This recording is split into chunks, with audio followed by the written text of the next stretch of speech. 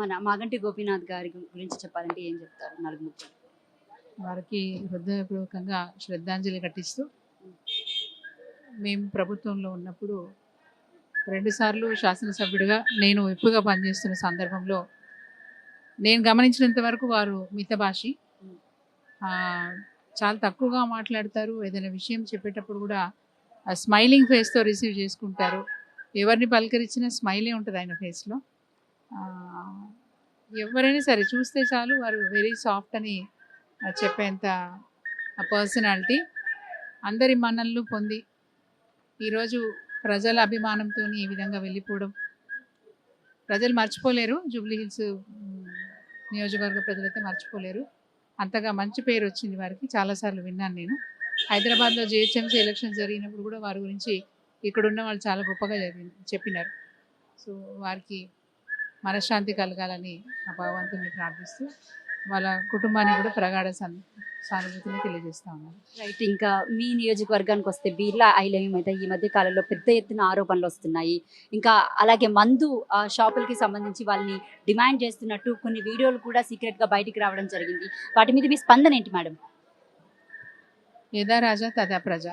రేవంత్ రెడ్డి గారు ఎట్లా చేస్తున్నారో, ఏం చేస్తున్నారో కింద ఎమ్మెల్యేలు కూడా అదే చేస్తున్నారు. ఇంకా మా శాసనసభ్యుడి గురించి ప్రత్యేకంగా చెప్పాల్సిన పనే లేదు.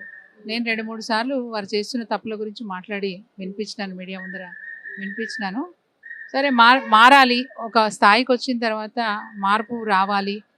నేను హుందాగా నడుచుకోవాలి, నలుగురిట్లో చెడ్డ పేరు తెచ్చుకోవద్దనే ఆలోచన రావాలి. ఎందుకంటే ఒక ఎమ్మెల్యే అన్నప్పుడు, ఒక ఎమ్మెల్సీ అన్నప్పుడు, ఒక మంత్రి అన్నప్పుడు ప్రజలు వారి అడుగుజాల్లో నడవడానికి వాళ్ళ స్ఫూర్తిగా తీసుకోవడానికి ప్రయత్నం చేస్తూ ఉంటారు. మనం మంచి పని చేస్తే కింద వాళ్ళు మంచి పనే చేస్తారు. మనం పొరపాట్లు చేస్తున్నప్పుడు డెఫినెట్గా కింద వాళ్ళు కూడా అట్లా చేస్తే తప్పు లేదనే ఫీలింగ్. అత్యంత పేద ఎమ్మెల్యేగా కాంగ్రెస్ పార్టీలో ఆయన పేరు మొన్నటిదాకా వినిపించింది. బట్ రీసెంట్గా ఏంటంటే ఒక పెద్ద పార్టీ ఇవ్వడం, ఒక range rover, I think defender, మొత్తానికి అయితే కారు కూడా కనిపించడం కూడా చూసాము. అంటే ఇంత తక్కువ టైంలో అంత పెద్ద ఎత్తున ఆ పార్టీస్, ఆ కార్లు, అంటే ఆ లగ్జరీనెస్ చూస్తుంటే ఏమనుకోవచ్చు? ఒకప్పుడు పేదవాడే అమ్మ, దాంట్లో ఏం డౌట్ లేదు. నేను 2001లో ఆ ప్రాంతానికి వెళ్ళాను పొలిటికల్గా. 2001లో ఆయన పేదవాడే చెప్పాలంటే. ఎప్పుడైతే కేసీఆర్ గారు ముఖ్యమంత్రి అయ్యారో అంతకుముందు చిన్న చిన్నగా ప్లాట్లు అమ్మడం అట్లాంటి పనులు చేసేవాడు. కేసీఆర్ గారు ముఖ్యమంత్రి అయిన తర్వాత బాగా డబ్బులు సంపాదించే స్థాయికి వెళ్ళిపోయాడు. విపరీతంగా రియల్ ఎస్టేట్ బిజినెస్లోకి వెళ్ళడం. రియల్ ఎస్టేట్ బిజినెస్ చేసుకోవడం తప్పని నేను అనను, డబ్బులు సంపాదించుకోవడం అని తప్పు అని నేను. కానీ అది శృతి మించిపోయి సీలింగ్ భూములు, అసైన్డ్ భూములు కూడా మరి ఆక్రమించుకొని అమ్మడం, తర్వాత ఒకటే భూమిని ముగ్గురికి రిజిస్ట్రేషన్ చేయడం, అంటే double time registration, triple time registration చేస్తూ ఒకే భూమిని ముగ్గురికి అమ్మి డబ్బులు సంపాదించడం అనేది నిజంగా కూడా అతను చాలా అన్యాయంగా డబ్బులు సంపాదించినాడు. కాబట్టి ఈరోజు అలాంటి రేంజ్ రోవర్ కార్లు, ఇంకోటి డిఫెండర్లు అవి కనిపిస్తూ ఉన్నాయి. టోటల్గా అక్రమ సంపాదనతోనే ఈరోజు ఆయన ఎమ్మెల్యేగా అయిందంటే ఆ సంపాదనతోనే ఎమ్మెల్యే అయింది. అంటే మీరు ఇది వరకు నేను తీసుకున్న ఇంటర్వ్యూలో పదే ఆయన గురించి చెప్పడం జరిగింది. బట్ ఇప్పుడు ఈ విషయాలన్నీ కూడా చూస్తుంటే ఏమో అవన్నీ నిజమే ఏమో అన్నట్టుగా అయితే అనిపిస్తుంది మాకు కూడా. అందులో అనుమానం ఏం లేదు. మా అక్కడ ఉండి చూస్తాము, మీరు దూరంగా ఉండి చూస్తారు. అక్కడ ఉండి చూసే వాళ్ళకు సమాచారం వస్తూనే ఉంటుంది. ఎవరో ఒకరు చెప్తూనే ఉంటారు, వీలైలే గారు ఇలా చేసినారు, అట్లా చేసినారు అని చెప్తూనే ఉంటారు. ఆయన భూ కబ్జాలు చేయడం, భూములని 2-3కి రిజిస్ట్రేషన్ చేయడం, ఆయన మీద ఇప్పటికే కోర్టులో కేసులు కూడా ఉన్నాయి. 1-2 కేసులు కూడా ఆయన మీద నడుస్తున్నట్టు మాకు తెలుసు, మాకు సమాచారం ఉంది. అండ్ ఆయన అరాచకాలకి ఎప్పుడో ఒకప్పుడు అడ్డుకట్టబడుతుందని నేను అనుకుంటా ఉన్నాను. Thank you madam. Maganti Gopinath గురించి చెప్పాలంటే ఏం చెప్తారు సార్? చురుకైన కార్యకర్త. మొదటి నుంచి కూడా రాజకీయాలలో తెలుగుదేశం నుంచి ఎన్టీ రామారావు గారికి కుడిభుజంగా, నేడు కేసీఆర్ గారికి కుడిభుజంగా, కేటీఆర్ గారికి సన్నిహితుడిగా, రాజకీయాలలో ప్రజలలో మమేకమైన నియోజకవర్గానికి పెద్ద దిక్కుగా ఉన్న గోపీనాథ్ గారు మరి వయసు చిన్నదైనప్పటికీ అకాల మృత్యు తీసుకెళ్లటం, అందరి నుంచి దూరం చేయటం అనేది బాధించదగ్గ విషయం. జూబ్లీ హిల్స్లో బై ఎలక్షన్ వస్తే ఏంటి పరిస్థితి అంటారు? బీఆర్ఎస్ పార్టీ నుంచి ఎవరైనా సిద్ధంగా ఉన్నారు అసలు? అంటే తదుపరి కార్యాచరణ ఏంటి?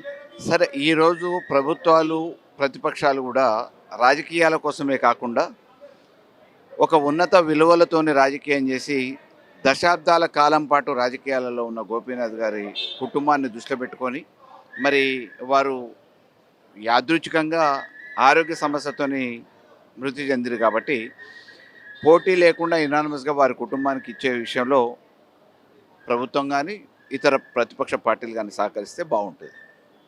బట్ ఇప్పుడున్న పరిస్థితుల్లో పోటీ లేకుండా అని ఎలా అనుకుంటున్నారు? ఎందుకంటే హైదరాబాద్ నియోజకవర్గంలో చూస్తే జూబ్లీ హిల్స్ అనేది ఒక సెలబ్రిటీ కాన్స్టిట్యున్సీ అండ్ ఇక్కడ ఎట్లేదైనా సరే 1,00,000 మందికి పైగా ముస్లిం ఓట్సే ఉన్నాయి.